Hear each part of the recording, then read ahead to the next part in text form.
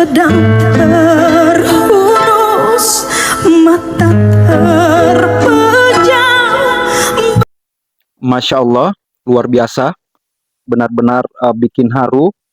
Ini adalah sebuah momen di mana detik-detik Kang Deddy Mulyadi sampai menangis mendengarkan lagunya dinyanyikan di depan ribuan masyarakat, dan ini menunjukkan beliau adalah pemimpin yang tidak hanya dekat dengan masyarakat tetapi juga begitu mencintai agamanya. Berikut langsung kita dengarkan. Hari ini aku tidak menjanai kamu karena hidungmu yang mancung. Hari ini aku serius untuk bicara tentang kecintaan pada Rasulullah Sallallahu Alaihi Wasallam.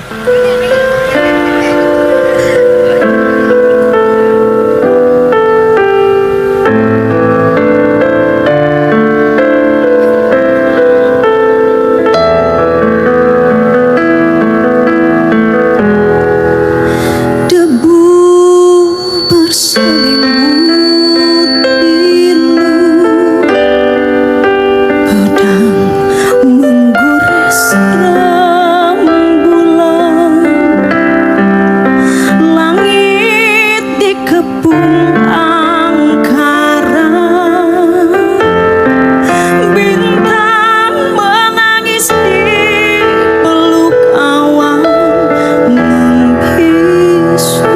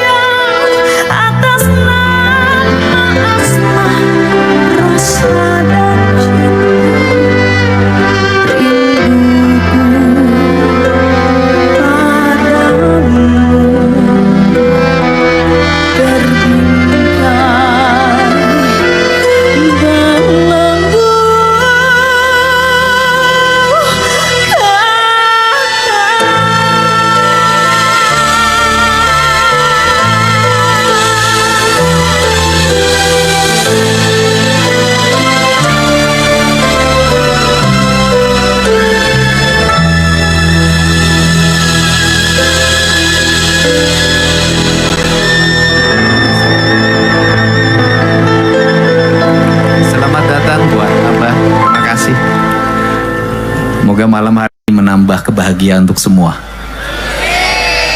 Ya. Apa yang ingin saya sampaikan?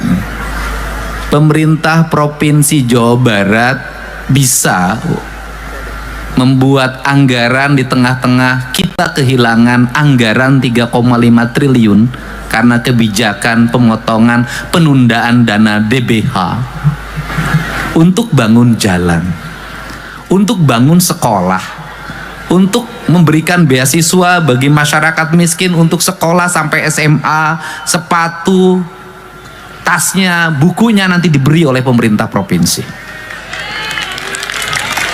Assalamualaikum warahmatullahi wabarakatuh. Sahabat narasi pena dimanapun berada, kita bisa berjumpa kembali pada kesempatan kali ini, dan seperti tayangan video yang sudah kita saksikan, di mana Kang Deddy Mulyadi dalam sebuah momen di depan masyarakat bercerita tentang sosok Rasulullah Sallallahu Alaihi Wasallam. Bahkan beliau menangis ketika lagunya itu dinyanyikan di depan ribuan masyarakat yang menunjukkan beliau ini betapa cinta kepada agama, betapa cinta kepada Rasulullah. Dan di sini saya tidak akan mengulas lebih lengkap apa yang terdapat di dalam tayangan video tadi. Di sini saya akan menyorot seperti yang kita sudah ketahui bersama terkait dengan sosok Kang Deddy Mulyadi di dalam menampilkan gaya kepemimpinan yang sangat berbeda dengan pemimpin-pemimpin daerah yang lain. Dan hampir-hampir saja kita menyaksikan perbincangan di publik, khususnya di media sosial, gubernur-gubernur lain itu tenggelam, dan perbincangan kepala daerah khususnya yang mendominasi adalah Kang Deddy Mulyadi itu sendiri. Gebrakan-gebrakan yang dilakukan memang sebagai pemimpin ini cukup mengejutkan publik, dan tidak hanya ingin mencari popularitas, tetapi kerja-kerja Kang Deddy Mulyadi sebagai pemimpin itu memang sangat terasa dirasakan oleh masyarakat. Tidak hanya saat ini selaku orang nomor 1 di Jawa Barat, tetapi juga jauh sebelumnya ketika menjadi bupati, bahkan ketika tidak menjabat apa-apa, tidak memegang satu jabatan pun di struktur pemerintahan, Kang Deddy Mulyadi ini memang aksi-aksi sosialnya membantu masyarakat miskin itu sudah biasa kita lakukan. Dan dengan demikian, dan untuk itulah tidak mengherankan kalau Kang Deddy hari ini dipandang sangat memenuhi qualified untuk menjadi pimpinan nasional di negeri ini di masa depan. Bahkan kepemimpinan Presiden Prabowo baru saja berjalan kurang lebih 1 tahun ini, Kang Deddy Mulyadi juga sudah muncul namanya di dalam lembaga survei untuk melihat peta politik di 2029 nanti, bahkan menempati posisi teratas sebagai kepala daerah yang ada di Indonesia saat ini yang paling potensial, dan publik mengejutkan, memberikan apresiasi dengan menempatkan Kang Deddy menjadi calon yang memang sangat potensial. Apa yang kita lihat dan yang kita saksikan hari-hari belakangan ini terkait dengan perbincangan figur Kang Deddy Mulyadi itu bukanlah sebuah polesan dari seorang Kang Deddy Mulyadi agar menarik perhatian, agar popularitasnya itu bisa semakin dikenal oleh publik, juga tingkat elektabilitasnya memang cukup tinggi. Itu semua sangat fundamental. Penilaian itu berdasar kepada aksi-aksi Kang Deddy Mulyadi di dalam menjalankan roda kepemerintahan. Bagaimana otoritas yang dimiliki Kang Deddy sebagai orang nomor 1 di Jawa Barat itu betul-betul mengejutkan, karena terkadang sebuah aksi, sebuah langkah dilakukan itu tampak seperti menabrak aturan-aturan yang ada dan misalnya langsung terjun melihat melakukan infeksi kepada tambang-tambang yang diduga ilegal tanpa berkoordinasi dengan pihak-pihak yang seharusnya bisa dilibatkan, misalnya anggota DPRD di Jawa Barat. Itu menunjukkan bahwa Kang Deddy Mulyadi demi kepentingan, demi kebaikan Jawa Barat, kadang langsung memotong birokrasi, alur-alur yang membuat apa yang bisa dipercepat itu tanpa banyak membangun komunikasi. Dan meskipun diprotes, banyak yang ada yang beberapa yang mengkritik anggota DPRD, tetapi apa yang disampaikan oleh Kang Deddy Mulyadi bahwa kalau dia berkomunikasi dengan anggota DPR, kemudian sebelum melakukan kunjungan ke tambang ilegal, maka bisa jadi rencananya itu akan bocor. Dan kalau bocor, maka tentu pihak-pihak tambang ilegal ini akan mempersiapkan berbagai kelengkapan, apakah berkas, apakah bagaimana, sehingga ini bisa mengurangi kemungkinan temuan-temuan yang sudah diketahui sebelumnya oleh Kang Deddy Mulyadi. Dan aksi yang lain misalnya terjun langsung ke masyarakat, memberikan bantuan, mendatangi orang-orang yang memang butuh untuk uluran tangan, masyarakat miskin, dan ini paling menonjol kita saksikan di media sosial Kang Deddy Mulyadi. Dan kita saksikan bagaimana respon publik hari ini di media sosial, dimanapun postingan yang menyangkut Kang Deddy Mulyadi selalu ramai, selalu banyak mendapat tanggapan-tanggapan komentar yang sangat positif dari publik tanah air.